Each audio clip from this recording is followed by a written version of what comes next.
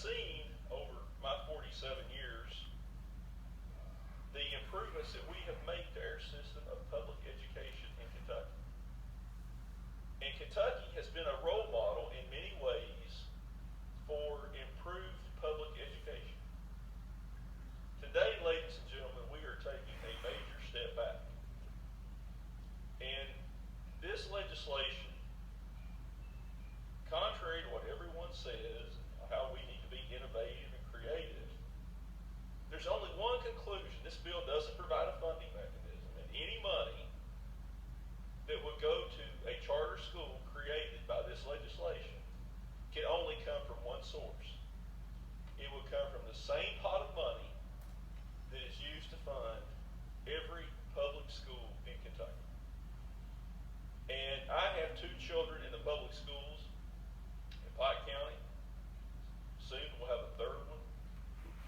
And my children and every other child in public schools in Kentucky will suffer because of this legislation. There simply isn't enough money to fund elementary and secondary education now, much less with the creation of charter schools. Now, for those folks out there who may not understand what a charter school is, a charter school is really a private school that operates outside the regulations and requirements of public schools, that typically don't have to have teacher requirements to even come up to those in the public school. And they're funded in part by the taxpayers. And if you look at Kentucky's Constitution, and I want to talk to you a little bit about, I've got a copy of the decision, the 44-page decision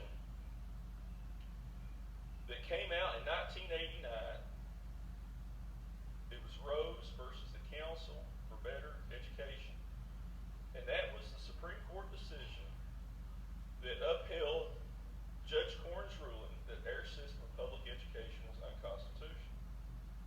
And we hear a lot of talk in this chamber about protecting the Constitution and honoring the Constitution, and how we really don't need to go outside the Constitution. Well, I would call everyone's attention to Section 183. And it says, the General Assembly shall, by appropriate legislation, provide for an efficient system of common schools throughout the state. Of common schools. I have a strong opinion on this concept of charter schools. I do not believe that charter schools are permissible under Kentucky's Constitution if it takes 1 penny away from our common schools that are already underfunded, Mr. President. You know, in this Kentucky Supreme Court in 1989 very clearly stated that to comply with the constitutional requirement that the General Assembly provide an efficient system of common schools throughout the state, the system of common schools must be adequately funded to achieve its goals and substantially uniform throughout the state. How can anyone even remotely contend that a system of charter schools would meet that requirement that they be substantially uniform throughout the state? So that every child, and this is not me, this is the Kentucky Supreme Court, so that every child in the state is provided with equal opportunity to have adequate education. Now, the proponents of charter schools say that we need to have a system of charter schools because our public schools have failed. Well, let me say this, Mr. President. If we have a failing school, the answer is not to create another school, it's to fix the problem in that school. It is unconscionable and immoral for us to leave any child in a school that is failing. And that is exactly what will happen if you create a system of charter schools in Kentucky. The Kentucky Supreme Court went on to say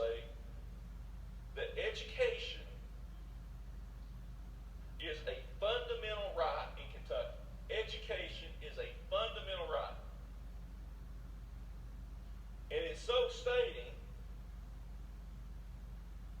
there were 8 numerical items set forth in the majority opinion. And it says, as can be seen, this court, since the adoption of the present Constitution, has, in reflecting on Section 183, drawn several conclusions. 1, the General Assembly is mandated, is duty-bound to create and maintain a system of common schools throughout the state. Common schools. Not, as the senator from Bourbon said, first come, first served. That does not meet Kentucky's constitutional requirements. Charter schools that are first come, first served, or that gives preference to any one person over another for any reason, does not meet the first requirement set forth by the Kentucky Supreme Court. 2, the express purpose of providing such service is vital and critical to the well-being of the state. The system of common schools must be efficient. 4, the system of common schools must be free. So here we have a system with these charter schools. So either we're going to completely fund charter schools with tax money so as to make them constitutional, or people will have to pay tuition combined with taxpayer support. That does not meet the 4th prong of the test set forth in the Rhodes decision. 5, the system of common schools must provide equal educational opportunity for all students in the Commonwealth. First come, first served does not meet that 5th prong of the Rhodes test. How can you say to any child that you can't go to a charter school that's funded with taxpayer money? How can you say that? How can you say first come, first served is fair? Because what happens to the kids that are able to go to the charter school versus the kids that are left in the failing school? It is a constitutional deprivation of their rights under Section 183 of the Kentucky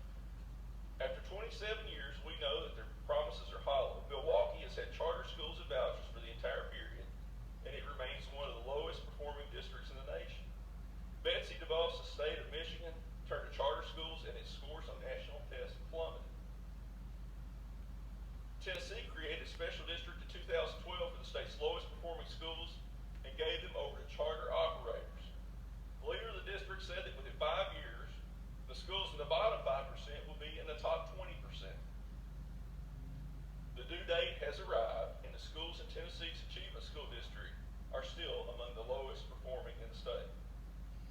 She goes on, she says, it is important to remember that every dollar that goes to a charter school is subtracted from public schools.